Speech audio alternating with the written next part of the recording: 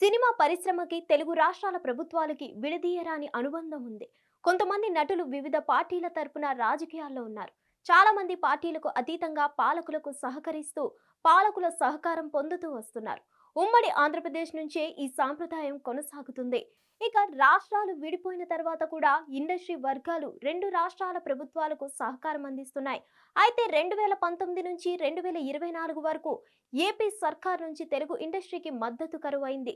దాని ఫలితం 2024లో వైసీపీ అధికారం కోల్పోవడానికి ఇండస్ట్రీ కూడా పరోక్షంగా కారణమైంది.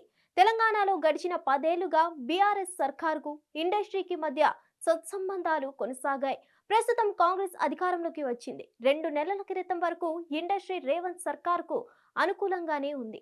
కానీ హైడ్రా నాగార్జునకు చెందిన ఎన్ కన్వెన్షన్ ను కూల్చిన తర్వాత సర్కార్కు ఇండస్ట్రీకి మధ్య కాస్త గ్యాప్ పెరిగింది.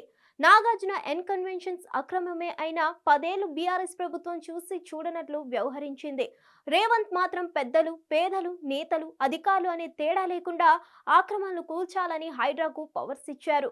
దీంతో గత నెలలో నాగార్జున ఎన్ కన్వెన్షన్ ను కూల్చింది.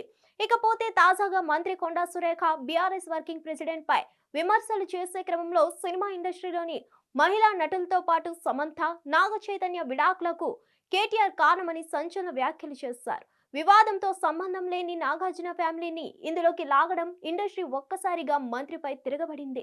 నాగార్జున ఫ్యామిలీతో పాటు సమంత, పలువురు హీరోలు, హీరోయిన్లు, నటీనటులు మంత్రి వ్యాఖ్యలపై ఆగ్రహం వ్యక్తం చేశారు. దీంతో మంత్రి కొండా సురేఖ దిగివచ్చారు. తన వ్యాఖ్యలను ఉపసంహరించుకుంటున్నట్లు తెలిపారు. తాను ఎవరిని కించపరచాలని ఈ వ్యాఖ్యలు చేయలేదని, కేటీఆర్ నైజం ఎండగట్టేందుకు మాత్రమే మాట్లాడానని తెలిపారు. అయినా ఇంకా ఇండస్ట్రీ నుంచి మంత్రి వ్యాఖ్యలపై విమర్శలు వ్యక్తమవుతున్నాయి. మంత్రి కొండా సురేఖ చేసిన వ్యాఖ్యలపై హీరో నాగార్జున హైకోర్టును ఆశ్రయించారు. తన పరువుకు నష్టం కలిగించేలా మాట్లాడిన మంత్రిపై పరువు నష్టం దావా వేశారు.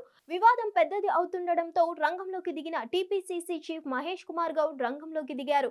వివాదాన్ని ఇంతటితో ఆపేయాలని కోరారు. అయినా ఇండస్ట్రీ వైపు నుంచి విమర్శలు కొనసాగుతున్నాయి. దీంతో అతిగా స్పందిస్తున్న ఇండస్ట్రీ తీరుపై సీఎం రేవంత్ రెడ్డి అసంతృప్తి వ్యక్తం చేసినట్లు తెలిసిందే. ఇండస్ట్రీ పెద్దలు అతి కాంగ్రెస్ పెద్దలకు ఆగ్రహం తెప్పిస్తుంది.